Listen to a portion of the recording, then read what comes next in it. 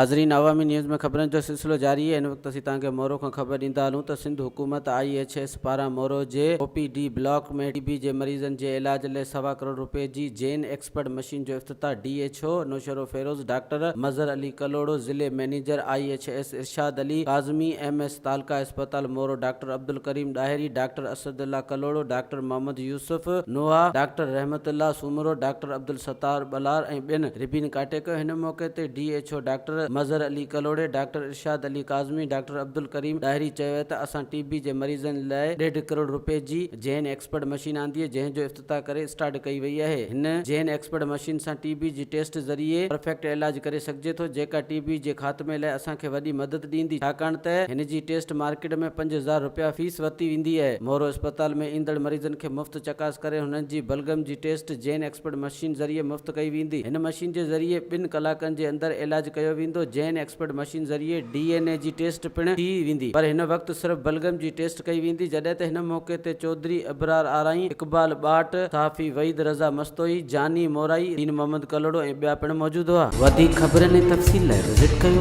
अवामी news Facebook page, YouTube page ऐं अवामी न्यूज़ वेबसाइट।